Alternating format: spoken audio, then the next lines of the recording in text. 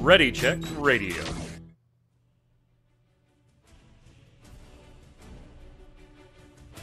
Stand by as we get ready to serve up all your news this week in the world of gaming.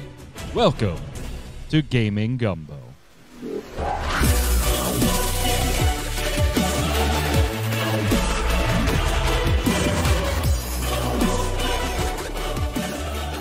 Hello, Internet, and welcome once again to Gaming Gumbo, your weekly gaming wrap-up show here on Ready Check Radio. It's Saturday. It's sometime after 7 p.m. Eastern Time. That means it's time to talk about the week in games. Just a programming note. Remember, no show next week. Thursday, we will not have the Relic Grind. No Gaming Gumbo on Saturday. No Torchwick streams.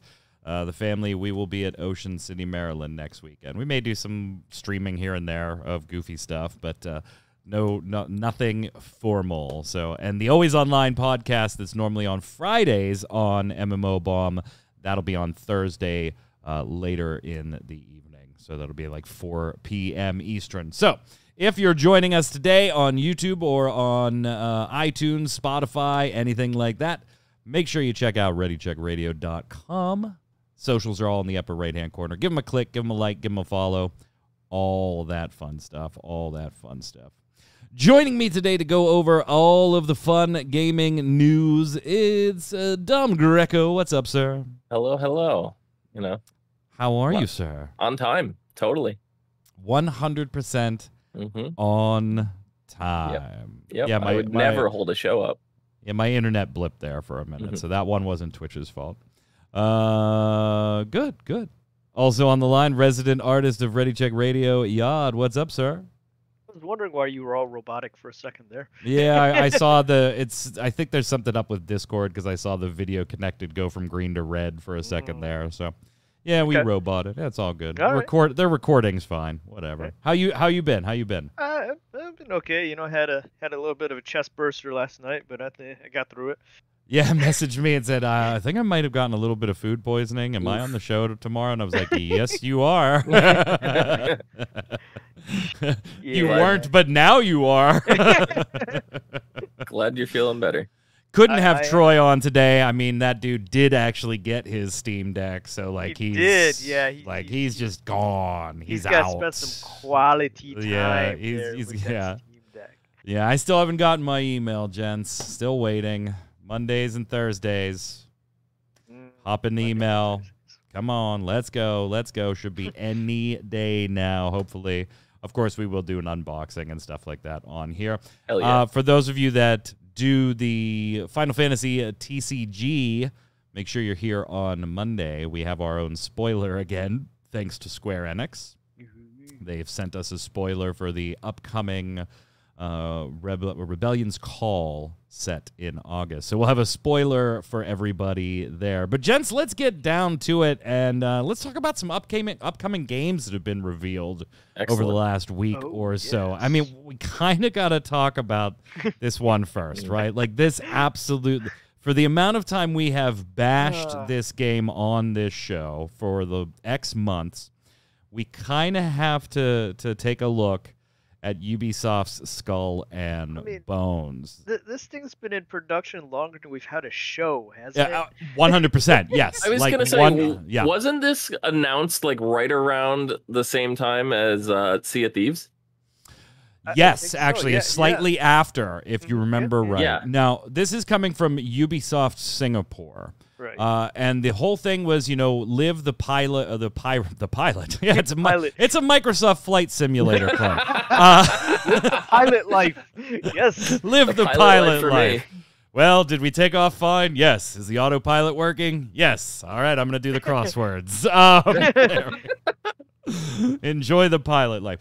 The pirate life. Now, here's the thing. We've talked about it on the show because development has been, from all accounts, rumors, leaks, facts, and otherwise, has just been an absolute nightmare on this game. And the only thing keeping this alive all this time was because it was mandated. They had to release this title eventually. because of I thought an they had a arrangement. date. I don't think they ever had a date, because otherwise we would have seen a shit show released not long ago. But maybe they did. But I know it was contractually mandated with the Singapore government that this title release, because it was part of the condition of Ubisoft opening a studio there, getting some governmental funding, and they had rules and regulations that they had to abide by. Troy just popped into the show notes for some reason. How you doing, Troy? And so they had to get this title out. But a while ago, they not only have they had multiple leadership changes, we've talked about all this on the show, but they kind of just like dropped everything but the multiplayer. Like, we'd never covered this game on MMO Bomb because that's multiplayer only, but then all of a sudden, like 4 or 5 months ago, had to start covering it because they were like, yeah, we're going to focus on the multiplayer. Well, 4 or 5 months ago, it wasn't multiplayer. Well, there were multiplayer aspects, yes, but it was... So the best way to think of this was like... And Dom, it kind of just makes sense, right? The success of Assassin's Creed Black Flag and the Edward portions in particular of Black Flag, where you were on the ships and doing all of these things, that kind of spawned a, why don't we make a game that is just that? Like, that is just the pirate stuff. Then Sea of Thieves came out, kind of shot itself in the foot, right? When it's much better now from everything I've heard. I personally did not go back to it. It didn't do it for me off of launch, and you only have one chance with a first impression for me. Like, I haven't gone back to Cyberpunk either. Have you gone back to Marvel's Avengers? I have not. I have not. I saw there was some Twitch Prime reward today when I was on there. I was like, this people still play this? Yep. So we got a reveal this past week. Ubisoft did a kind of little mini Ubisoft forward. They're going to do another one in September to focus on other games, but this one was strictly Skull and Bones. And release date November 8th. Obviously, PC, all your consoles and stuff. We should note here, this is going to be one of those console titles that clocks in at $70, gang. Oof. At the base model. And that's the base model. Yeah, the base package. Edition, PC will be $60, but PlayStation 5, Xbox Series S and X, this will be a $70 title. So why is the console version $10 more? The physical media is apparently equivalent to about $10. Okay, I can give you that. New notes in the show notes. Is the digital version 70? Yeah, that's a question. That's a good question.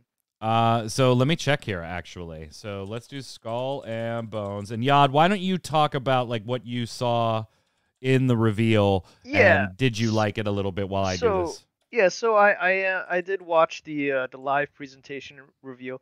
I did enjoy the fact that their staff there seems to be very diverse in their personages, so that kind of brings a good aspect to the life experiences and stuff you bring to developing. But that's besides the point.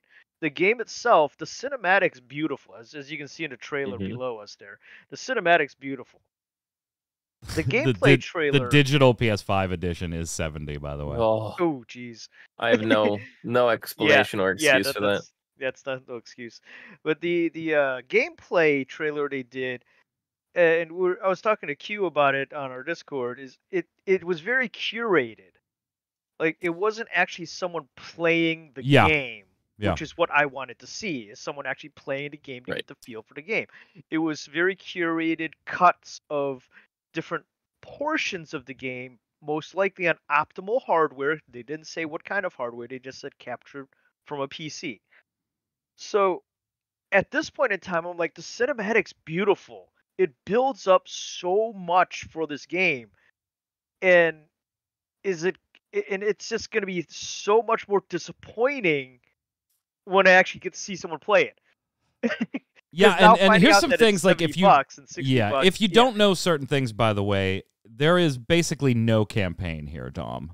Now, that's not to say that there's no story. Like, you will meet different characters and learn bits about them, and they'll have relationships with other characters. But there is no main quest line to be working here. You, like, wake up on this island, and that's it. Find a way to start building boats and crafting and recruiting people and taking care of them so that they don't mutiny against you. Learn how to make cannons and Greek fire and all these different weapons to plunder other ships. Yes, you can go on land, but it's in these very dedicated little ports where you can get quests and things like that. There's no like, hey, there's an island. Let's get off of our ship and go explore this island and then get back on our ship.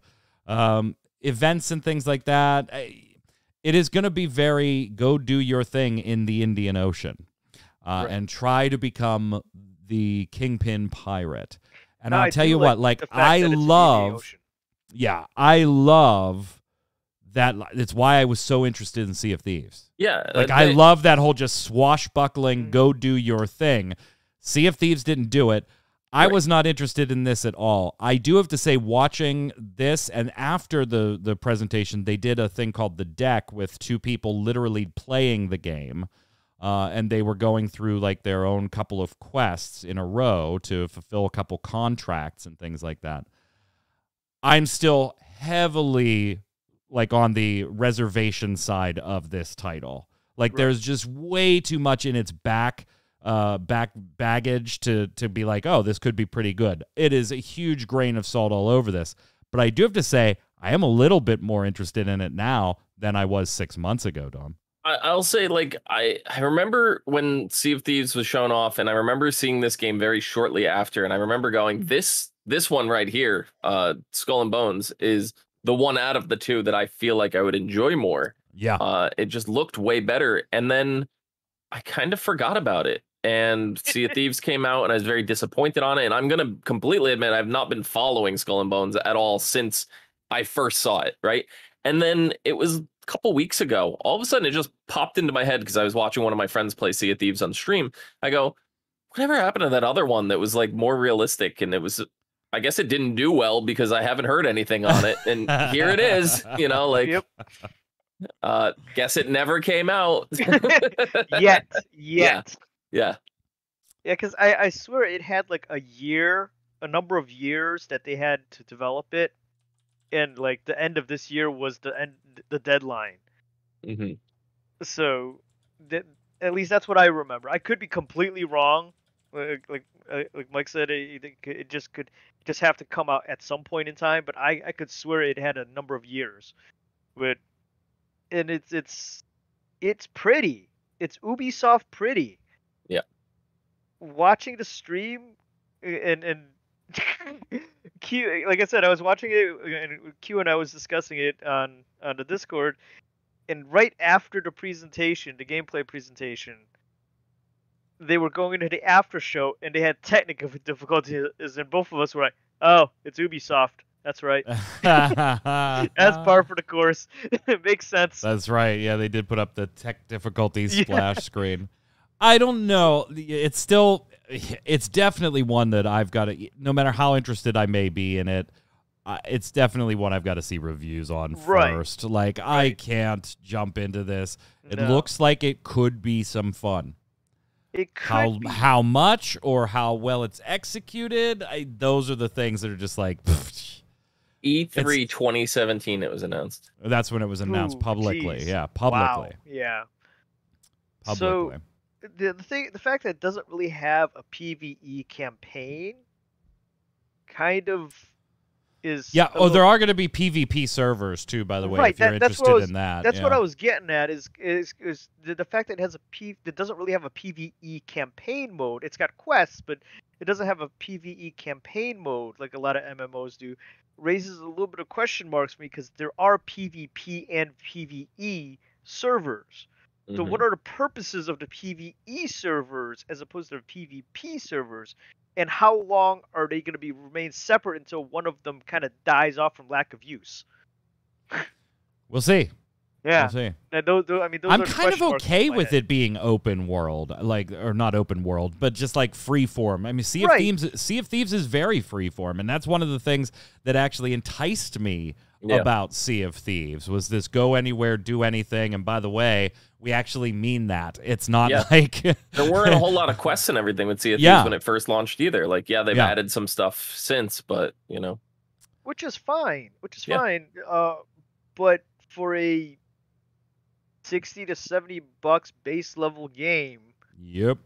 It's a bit of a steep, pocketbook drop for a game that doesn't really give you much other than a few bounties here and there and a bunch of PvP. We'll see how it all shakes out. But dead or definitely. alive, you're coming with me. Yes.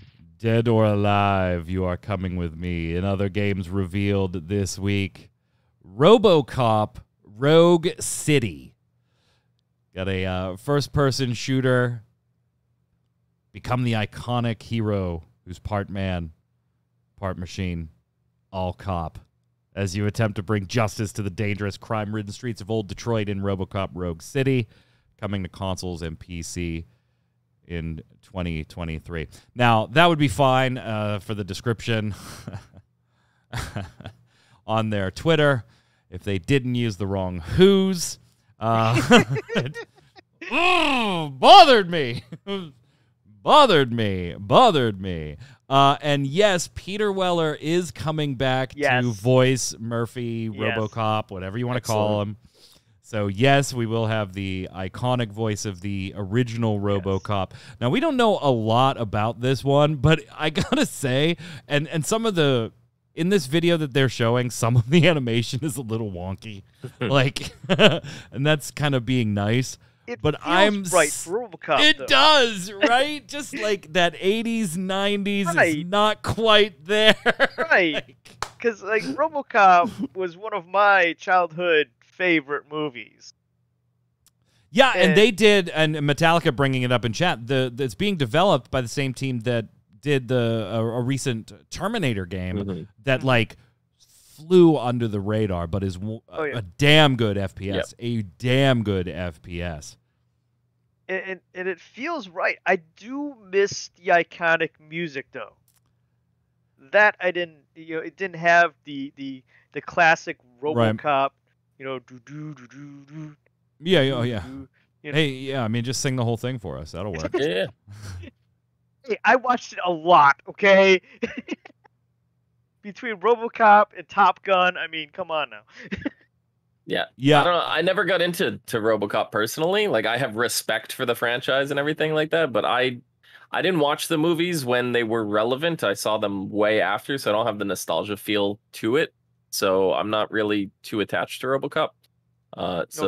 This one is a pass for me. I love RoboCop, man. Oh, believe me, I understand that people love it, but it's one of those things where it's like you take a movie like Princess Bride, right? If you've never seen that movie and everybody like hypes it up and it's like, hey, go watch this movie, they're gonna be like, why did you make me watch this? Yeah, it can't possibly live up to that. Yeah, RoboCop, the original movie came out, I think, in like 86, 87, 87, 88, something like that. So I would have been like between like 6 and 8 when it came out, right? Yeah. I only saw it maybe 10 years ago. So for me, there's no nostalgia there, And I loved like Ed 209, and obviously I shouldn't have watched it, right? Right, same. It probably was one of the most violent movies I had seen at that age.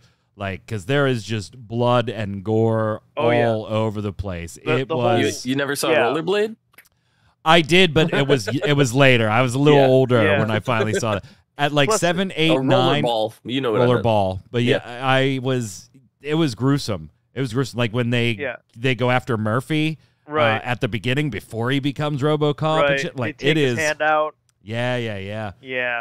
And And the terrible stop motion with Ed 209 in some cases, like in some places it was decent stop motion animation, and in other places it was just awful. It was when Ed 209's trying to walk down the stairs, when he's just like, meh, meh, and his like big ass metal toes are like, I don't know what to do here.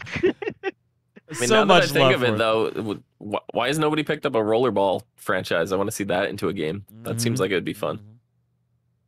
Yeah, I mean, it was.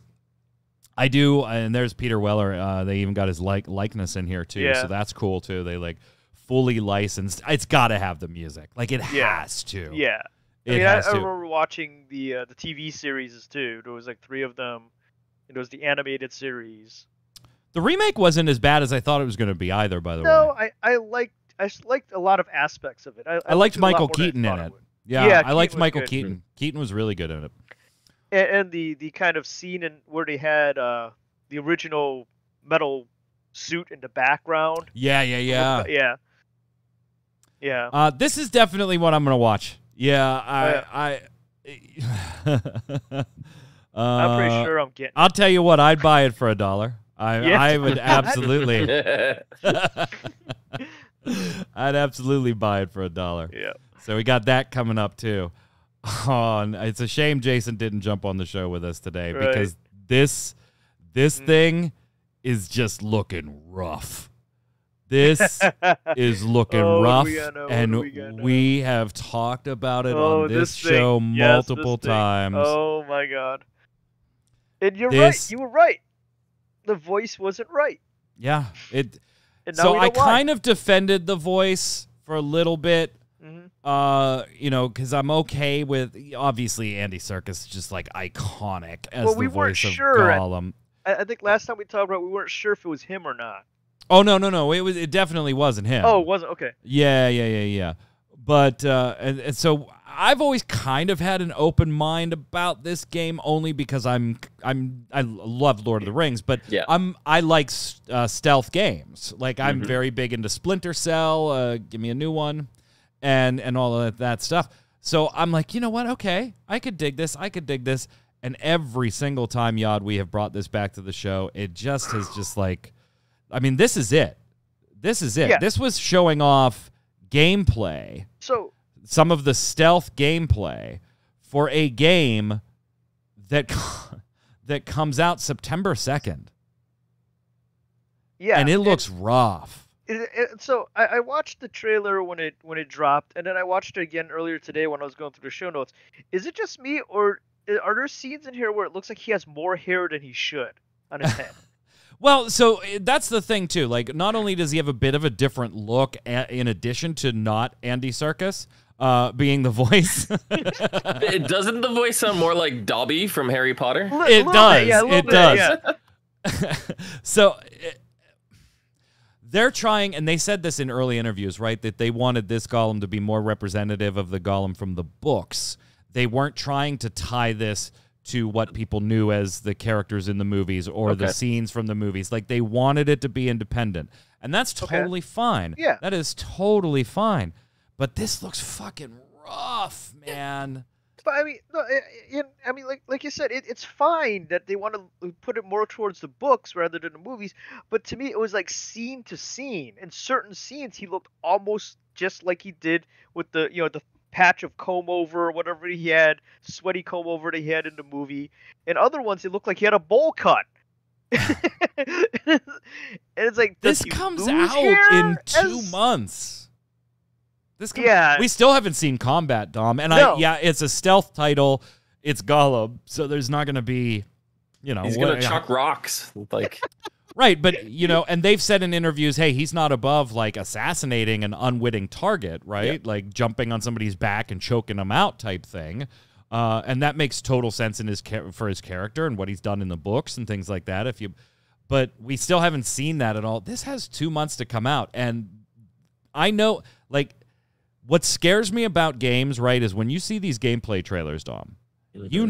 Just like Yod talked about Skull and Bones, that they were being super selective on the pieces that they cut into their trailer, and it still looks rough to me. And I don't know if I'm just being overly critical, but it looks rough to me. It really does. When it was first announced, I was interested in it, like very intrigued, like had my eye on it. I'm avoiding it. Like you said, it's 2 months out and it looks like this. No, thank you. It looks 2 months. bad. 2 It months. looks so bad. We got a new division too, gentlemen. Two as in also. Right? 2 as in also. I like the Division. I like the Division 2.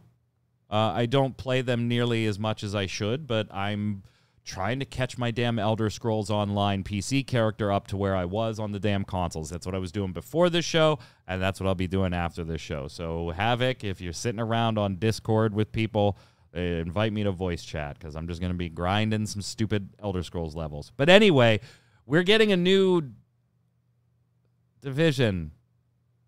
Except it's the freaking mobile one they told us Everybody's they were got making. a phone. Yeah. Everybody's got a phone. Come on now. Third-person shooter RPG. This one's going back to New York, so that's where the Division, the original Division, took place. But it's going to tell a different story, kind of in that same timeline. So it's not really a sequel to either of them. It's kind of an offshoot story. So yeah, I mean, I guess if you really, really like the Division and you don't have a Steam Deck and you want to take it on the go, sure, here's a version. Why not? I lost interest after the first Division. First Division was really good. Played the beta for the second one. I lost all interest in it. Yeah, the second one was rocky for a little while. Yeah, it's much better now, but again, like there are so many games that I just don't give that second chance to. Yeah, I was gonna say you're giving a game a second chance. What? That's not the Mike I know. What I know when those types of games are, and for MMOs too, I give them a second chance, quote quote, when their expansions come out. I go back and do check them out for their expansions, and that's kind of what happened to me with Division 2. Like That's fair. The Warlords, what is it? Warlords of New York, I think, was the expansion that first expansion that came out, and I did go back, and a lot of the systems had greatly been improved. But yeah, I agree with you. It was a little rocky at launch. This one might surprise some of you. Rockstar has officially just abandoned Red Dead Online updates at this point. They're still going to do like their normal events and bug fixing and stuff like that, but they aren't going to do like those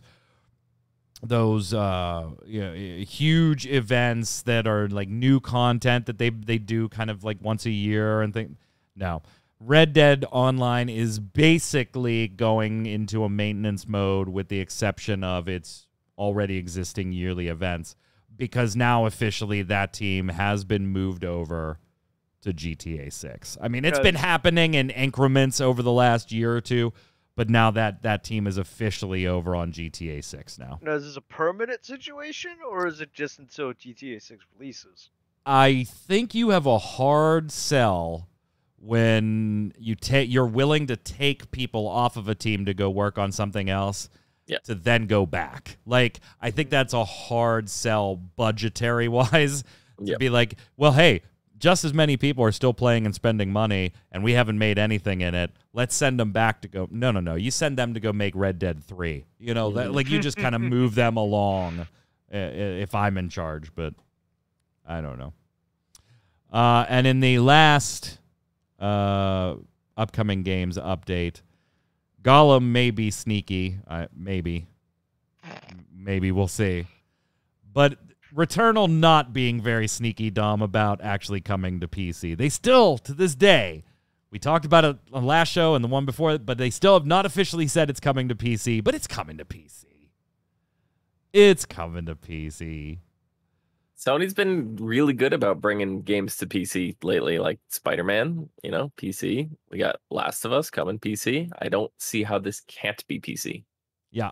Well, right now, there is a Steam database log that is codenamed Oregon.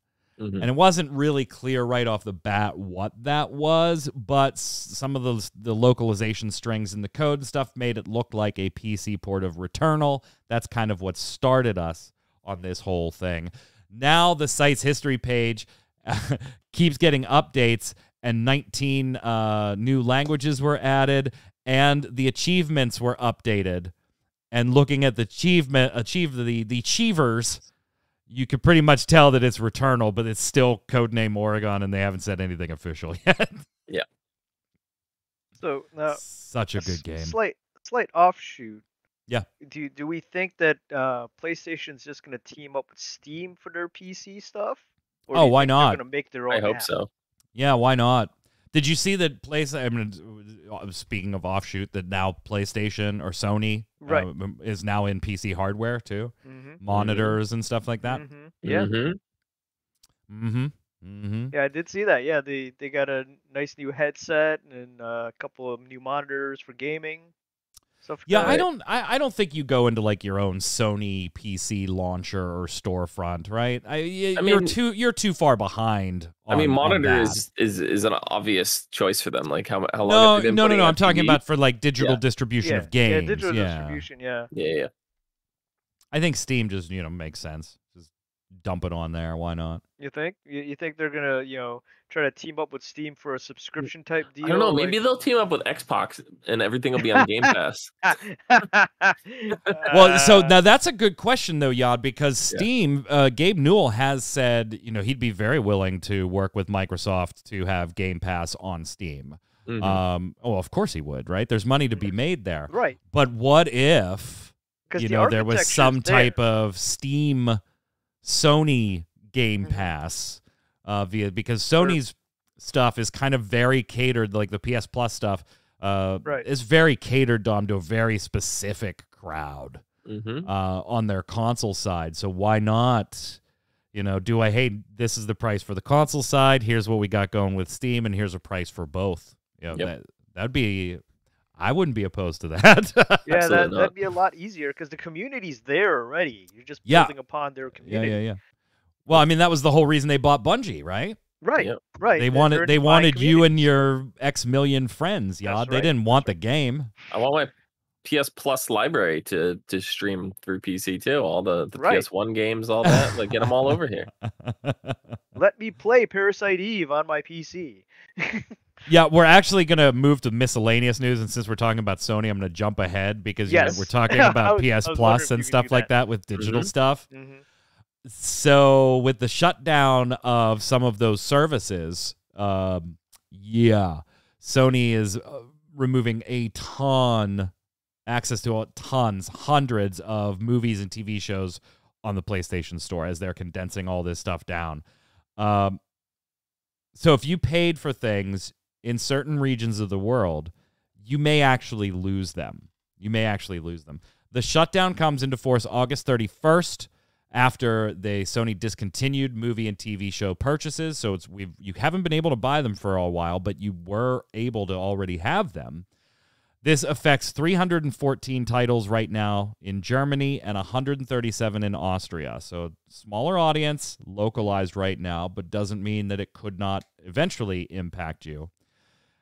If you bought titles, for example, like Chicken Run, John Wick, La La Land, Logan Lucky, Saw, Shaun the Sheep movie, Tinker Tailor Soldier Spy, or any of these couple hundred titles, you will just lose access to them.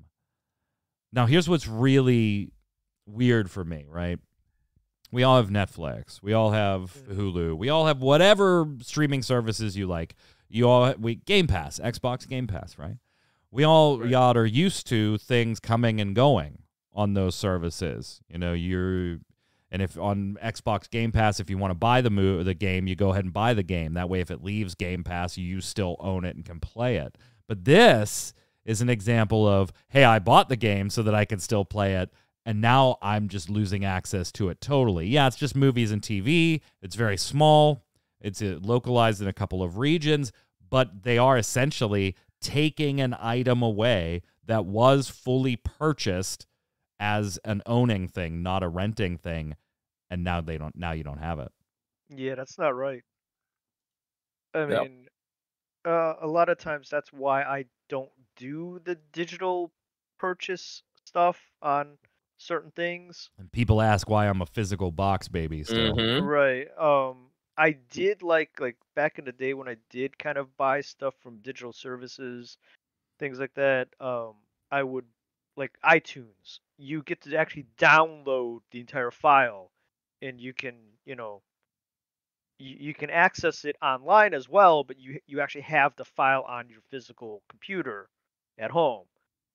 In this case, I guess you were streaming it from their server even though you owned it. Right. Yeah, So, it's like when you buy a movie through Comcast, right? Like they're on demand and you buy that movie. You own it, but you are still at the mercy of if I ever give up Comcast as my provider, like there's hoops you got to jump through to maintain that stuff. Yeah, Exactly. What was interesting too is one time I canceled Comcast cable, and then I got it back for some reason, and I still had access to those movies, and I was very surprised. I figured they would have wiped them, but that's not the case. But I don't like buying digital stuff because for this exact reason, like I always give the example of Steam, like every major company will topple at some point. Steam is not invincible. It will die eventually. What happens in that scenario? Steam claims that they have something, in the back end that'll allow you to continue to download and play your games, but I'll believe it when I see it. Right. Wait, I don't want to believe it when I see it because that means Steam went away. No, I don't want it to go. I'm not ready. Just saying. I'm not ready. I'm not ready. Yeah. But this is And do I buy things digitally? Of course. Like in some circumstances, there's just no way around it anymore. But if I have the option to buy something physically, and it's not jumping through 90 hoops or paying exorbitant rates, a la Xenoblade Chronicles 3 collector's set being scalped right away, I will always default to the physical.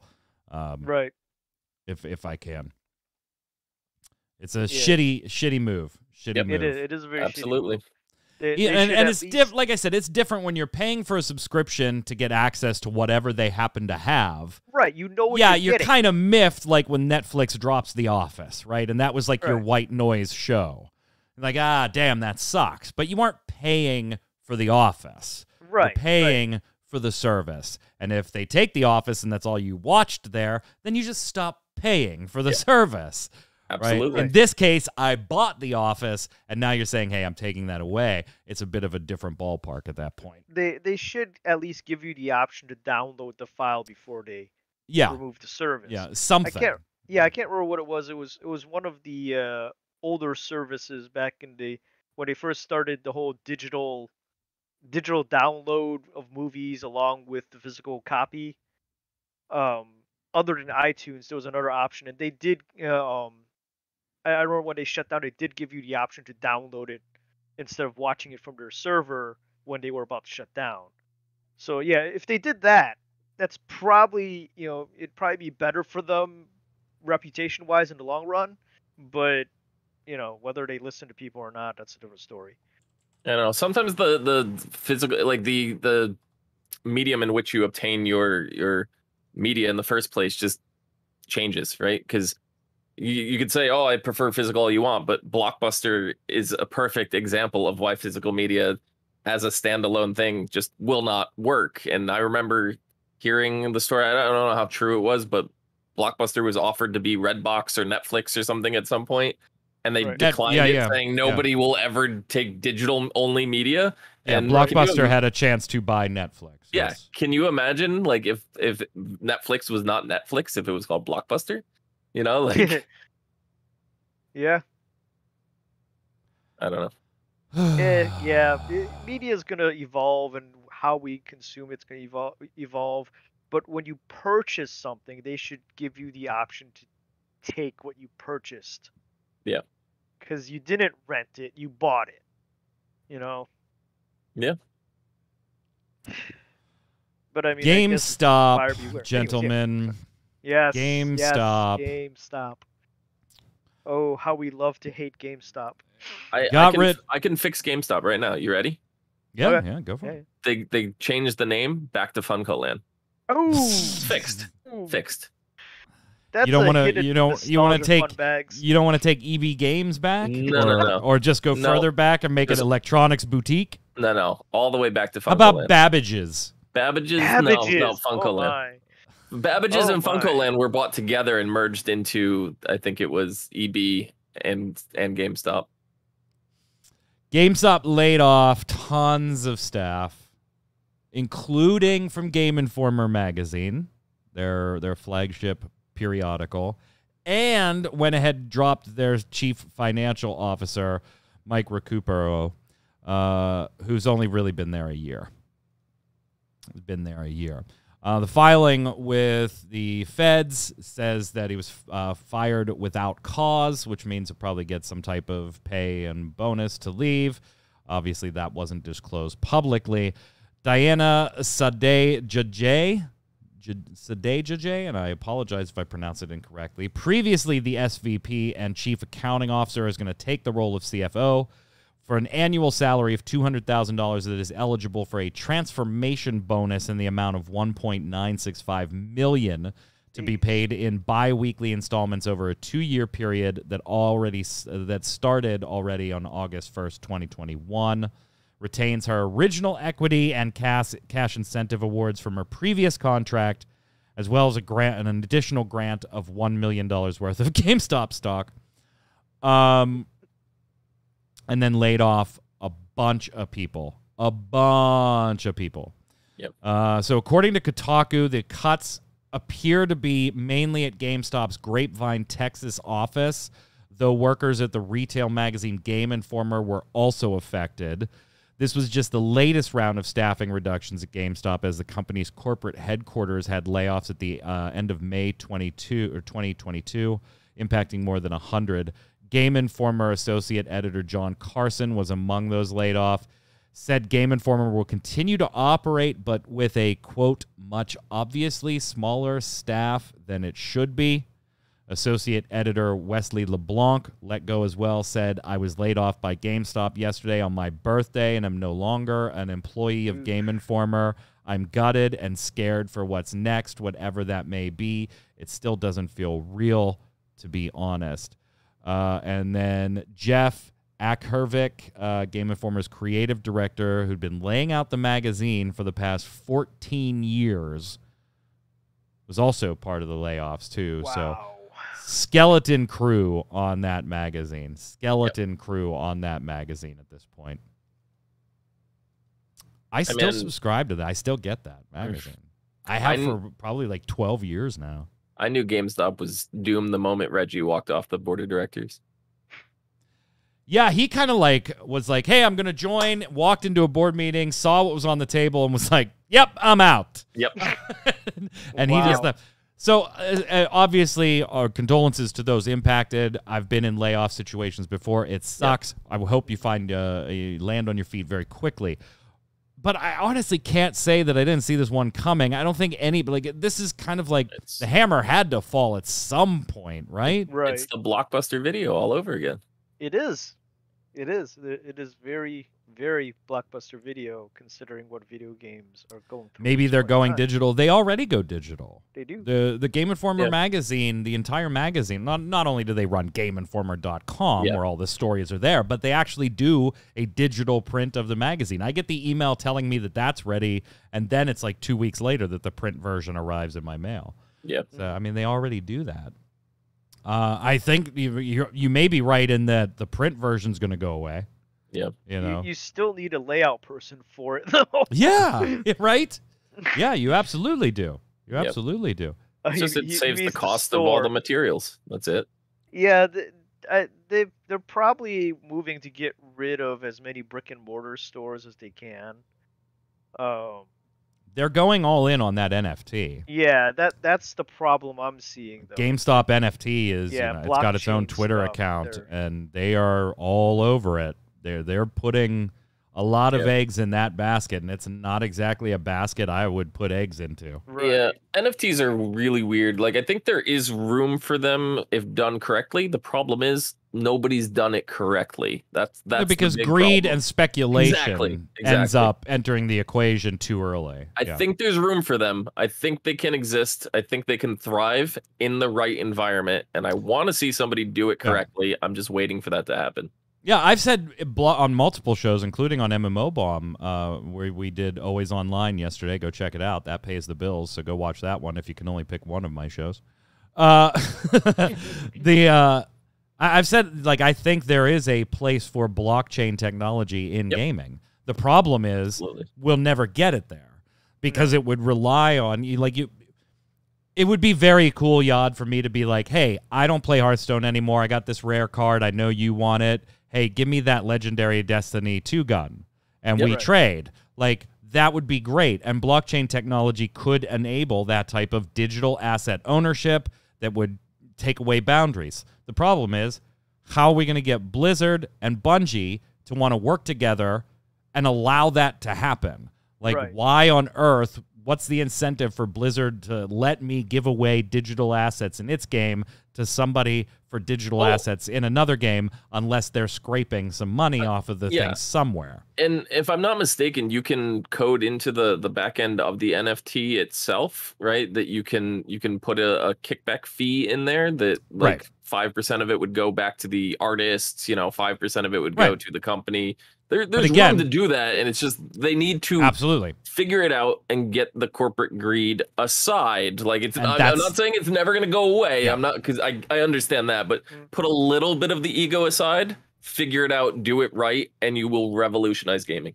You could. The problem is Blizzard looks at any company. I'm just picking on Blizzard here. Right. Blizzard looks at that and says, why would we share that? Why don't we just do that internally with all of our own games and screw the rest of the world? And that's what you end up happening. And then the other side of that is you have games where they're trying to build on that technology to pull in not the gamers, but the people that like speculating on NFTs to drive up costs. And then the players who actually may be enjoying the game are the ones that end up holding the bag when the speculation period is over. There is no more new player growth at the rate you need to continue that speculation, and now all of a sudden everything's worthless.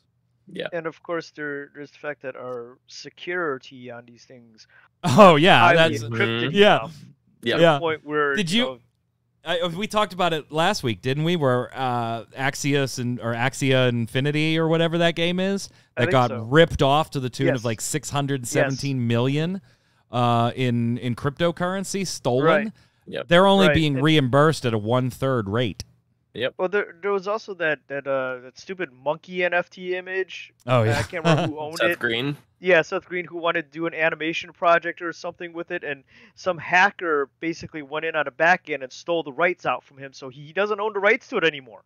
Well, so he can't do an animation. There's stuff that's a little more deep than that. Like I don't know, I haven't looked into it too much, but the NFT was just like the still image that he owned of it. So anytime like you change it and animate it, he doesn't own the rights to that anymore. Right. Yeah. Right. It's a new digital good. But the concept, the concept copyright and the trademark for the image and stuff like that, you still do, because it depends on how much the level you copyrighted at. Yeah, I guess. And the legality of NFTs in the first place with copyright is just all questionable. It's it is, but I don't want to say the word, but hearsay. Yeah, there is that, but it goes way back to original design work copywriting and stuff like that, and trademarking. Yeah. I remember back in the day, it had to be over 5, 8, maybe 10 years ago, where Blizzard wanted to do, or I think it was Fox that was doing a movie named Diablo, but Blizzard tried to block it because their game was called Diablo, and they may at some point want to do a movie named Diablo, but they didn't copyright the fact that they were going to do a movie on it, so it doesn't mean shit. Troy pointing out that Seth Green did get his stolen Bored Ape NFT back. It was about a month ago. He paid $260,000 to get it back. Right, but he had to pay for it. Yeah, oh, yeah. Hell yeah, he did. See? Fuck yeah, he did. They didn't steal the thing that was stolen. Exactly, They didn't steal it for no reason. It's like going on Craigslist and finding your stolen bike, and meeting up with the guy and, can I go for a test ride on my own bike, and riding off with it. Yeah. Right, but if you did a traditional copyright / trademark setup for that image in a physical sense, you would not have gone through all that bullshit and had to pay your money out the butt to get your own stuff back. There will be a E3 and BlizzCon in 2023. Both have announced that they will be doing those. E3 is a little interesting, though. They're partnering up with ReedPop for hosting duties. Now, ReedPop has been doing PAX and other events. They are an event company, but they've been doing PAX for a while, too. And Comic-Con, too, right? Yeah, Star Wars Celebration. They do a ton. They do a ton. So I think that's actually a good move on their part. Representatives from ReedPop said, look, this is kind of iconic. We want this to be a thing, But we've got to take what works and do that and just let the rest go at this point. Like the stuff that doesn't work and doesn't fit, we got to let that go. And so I do like them publicly acknowledging there are aspects of E3 that just don't work anymore, and we got to let those go. And I will tell you how weird this was for me, and maybe I'm not a fair representative of the gaming community as a whole, because not only do I do these shows on my own channel for fun, but I actually do get paid to cover games, and so I'm constantly inundated with news and titles and companies and stuff like that. So maybe I'm not the best here, Dom, but I will tell you, after the last 3 weeks where everybody and their mother had a show, and I had to go through and cover that stuff, whether it was here or on MMO Bomb and parse it and emails, and I honestly afterwards was like, could we please just get an E3 where all the information is coming from one place? But because at the same time, it's not, though. It doesn't, because companies like Sony still pull out and do their own things. They, like, oh yeah. So I don't know. Like, yeah, most of it'll be unified. But I mean, it'll alleviate some of the problem, but it won't alleviate all of it. It's just like the streaming services now. Everybody's got to have their own. So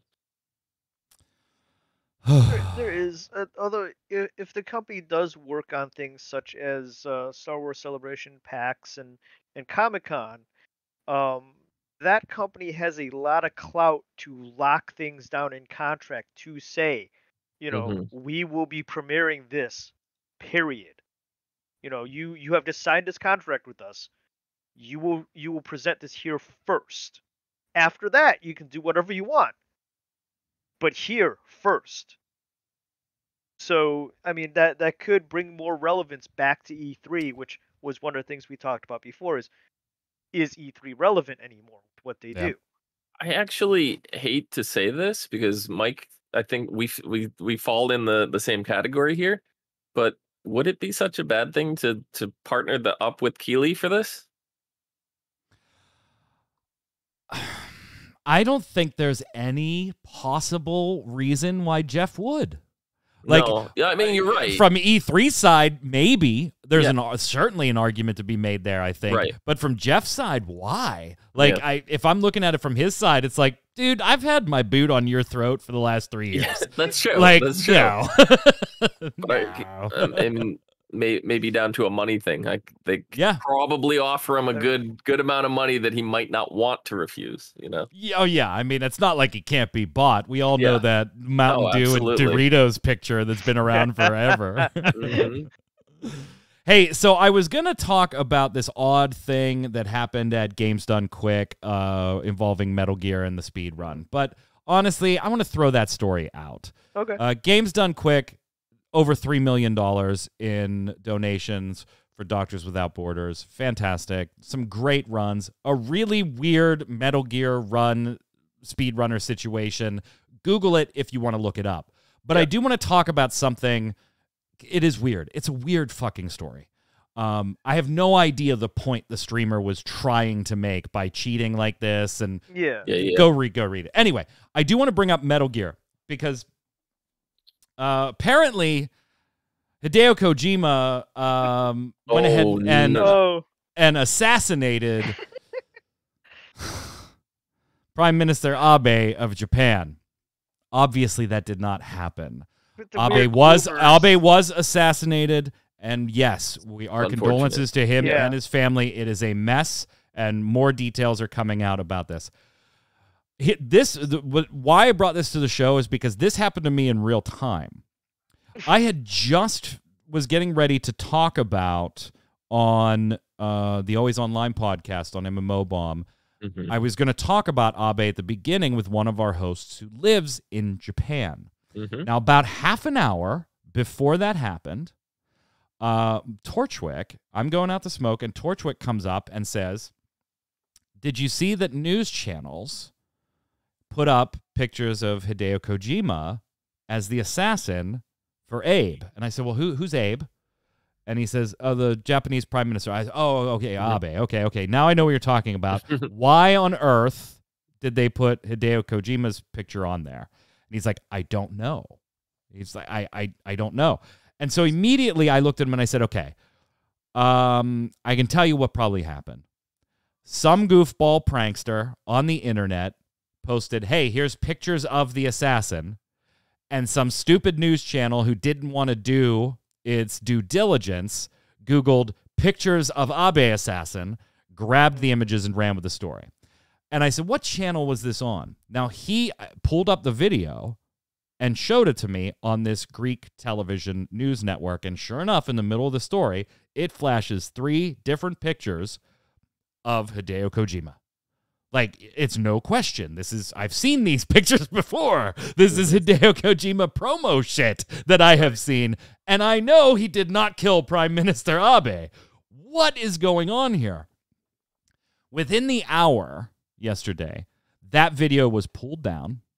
Like, Torchwick and I saw the actual video. Yep. Not somebody saving it. We saw it on this Greece news TV channel's YouTube. Right. And then it was taken down. And then they put up a bunch of apologies. But apparently, it wasn't the news channel that didn't do their due diligence. It was this French right-wing lunatic guy, politician, that did not do research when he just grabbed images and threw them out there, and then the news channel took them off of his Twitter and put them in there. This is that where French the other picture of Kojima comes from too, with the baby? Yeah. Mm-hmm. I don't know if that comes from his Twitter. I don't know if that comes from the same guy's Twitter. But yeah, that's a lunatic. That's just somebody memeing. I'm not even going to go into that one. Yeah. So everybody has apologized, but this French politician has done this type of shit before, like tweeting stuff without fact checking.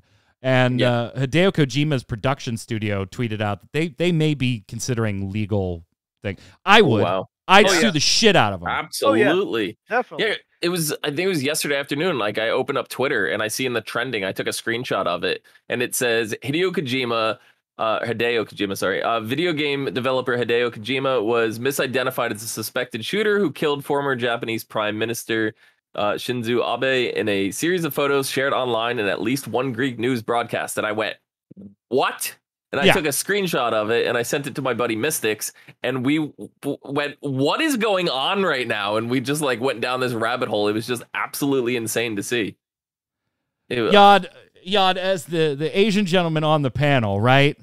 I gotta say, when I saw this, I was like, that dude, that politician was probably just like, yeah, all those Asian guys look the same. That's probably him. Put it up. Yeah. Put it up. Just no presence of mind to say, look, should we check this first? Should we check this? First off, is there even a reason that I should be tweeting this at all? That's unfortunately exactly people's mentality. I mean, hate to go all political and stuff, but right-wing nut jobs are right-wing nut jobs no matter what country you're in. You right. All right. You got us there. So I mean, hey, he should sue the hell out of him. He should totally sue the shit out of him, because that is some hella defamation there. Yeah. Yeah. I hope they do. They said on Twitter that they're considering it. Yeah. Yu-Gi-Oh creator Kazuki Takahashi dead at 60. This is very sad too. Dead at 60. The creator behind the manga gone. Now, what's really weird about this one is it's still being investigated. 60 is very young to die. Very, very young to die these days. His body was found on July 6th by the Coast Guard from the Nago City on the island of Okinawa. He was wearing snorkeling gear when he was found, but the Coast Guard and the police are investigating. Maybe it was a snorkeling accident, maybe it wasn't. Apparently they found his body to be a day or two after death was when they actually found the body. So there were marine life signs of marine life, like barnacles and stuff starting to attach and shit. Oh, bites. Yeah, gotcha. But they're not sure if it happened before or after death. but there were like signs. Well, that of, would like, they shark... would be able to tell real quick in an examination, right, but they haven't like whether. released it yet. Yeah. They haven't released it yet, whether it was post or Yeah, you can look at the trauma and look for inflammation and things like that. Right, but they haven't released that information yet. But there were signs of like shark bites and stuff like that. So, yeah. Hey, either of you buying one of these? Look at this, a Lego Bowser. A Lego Bowser. Would look nice on the shelf back there. Torchwick perked up. Yeah, he's nodding over there. 2,807 pieces. Pretty big Bowser. $269.99. $270. Big price tag. Does it come with the dimensions? Like how big is this thing? Well, I mean, that woman that is putting it together is actually, I don't know about Bowser, but I know for a fact she's 14 feet tall. So okay, yep. That's a big that's a big Bowser. I think you're talking about the other toy that's coming out. All right. Well, if I can't interest you in a $270 Lego Bowser, can I interest you in a 3-foot tall Lady D? Oh. From Resident Evil Village for $1,500. Bigger than some babies. $1,500. If it was life size, I would. Would look good in the background right there. Yeah, I don't want to know what you would do with a life-size Lady D. I'd just sit back there, you know. Right. I'm all about having props. I'm going to tell you right now, one of my favorite movie franchises is Saw. For the longest time, I want to stick a Saw puppet, Billy the puppet. I just want them on my shelf back there, life-size one. So I don't know. I like having those kind of things in the background. This one's going to be a little harder to get. Yeah. So, well, not like the Lego one's not going to be hard to get. You're going to see that scalped for thousands. 766 people are going to be able to buy this 3-foot statue. 100 of them are kind of like a exclusive variant where they have the village metal keys with them. And then the rest are without the keys, 666 of them. Haha. But you can switch your hands. Yeah. Now, these are available for pre-order. These are made by, oh, God. These are made by Pure Arts. We've actually talked about Pure Hearts on this channel before. Oh, yeah, they're gone. We've actually talked about Pure Hearts on this channel before. This one's actually licensed with Capcom, but this company does do stuff that is not licensed. Go back and see our Tifa Lockhart pornographic pose statue episode we talked about on the Relic Grind that certainly was not Square Enix approved. The one where she's kind of like crouched with her ass up in the air on all fours, and you can change the pieces to, make her look a little different, let's just say. A little different and a little nude from certain angles. But 3-foot Lady D. So actually, I'm looking right now. The 100-unit one, the exclusive is that's gone already. Yeah, but there are still some of the non-exclusive, the 666 version. Yeah, for $1,500, Yeah, they can keep it. Steep. Yeah, they can keep it. They can keep it. As much as I like Lady D and Resident Evil, I said for $1,500, it better be life size. For $1,500, Lady D better come over. Fuck a statue at that point.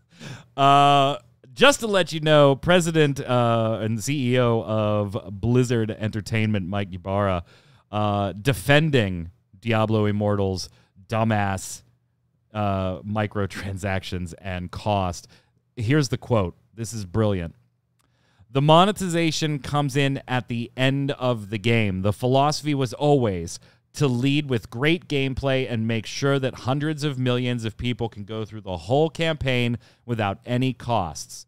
From that standpoint, I feel really good about it as an introduction to Diablo.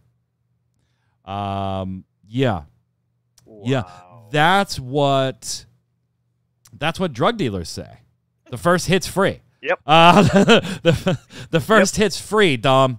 We're going to give you this so you have the whole experience, brother. The whole experience. And then pony up that wallet. Yeah. I still haven't touched it. I downloaded it at one point. I was like, I'm going to play it. I set out a block to play it. I was just going to go through the campaign. And then time came to play, and I was like, I'd rather do something else. Let's go do games of the week.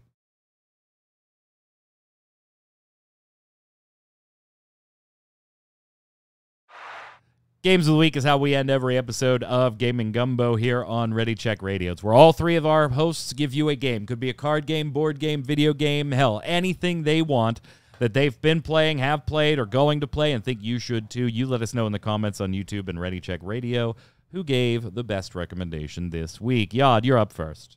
Oh, I checked out this game on Game Pass called Last Call BBS. It is a mindless time waster, but it is so much fun.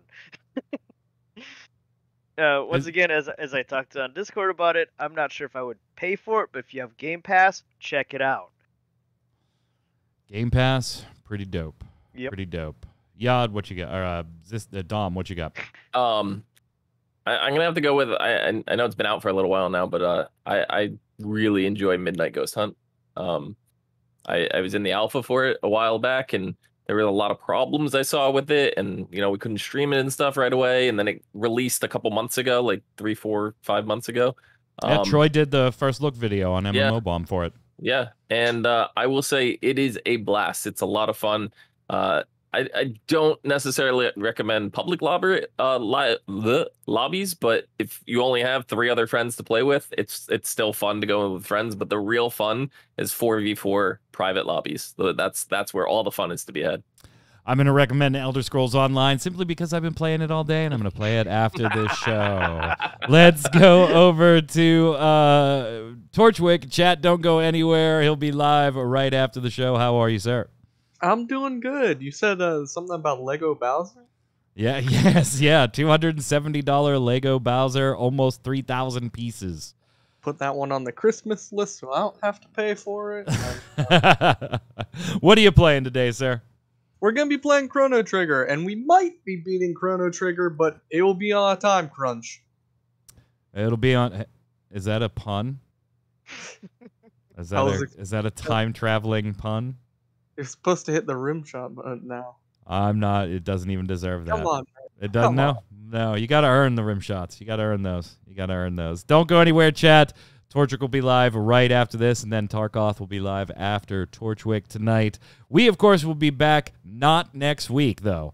Thursday is Relic Grind, and Saturday's Gaming Gumbo. No shows next week. You will still be able to catch the Always Online podcast on MMO Bomb. We'll do it Thursday night with Troy and Anthony instead of Friday afternoon. And then all the other shows here and streams that are Torchwick or myself are offline this week. Tarkoth and gang will be streaming Saturday, Sunday as normal. We'll see you the following week when we get back from vacation. Until then, Yod, where can everybody find you? Yod Artworks on Twitter, Yod Artworks on Facebook, and a week later here on Gaming Gumbo, I think. Maybe. Dom. Once upon a time, you can find me down here at Itzista on Twitter.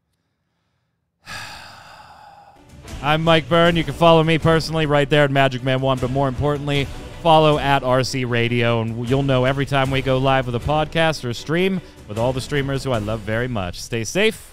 We'll see you on the surface.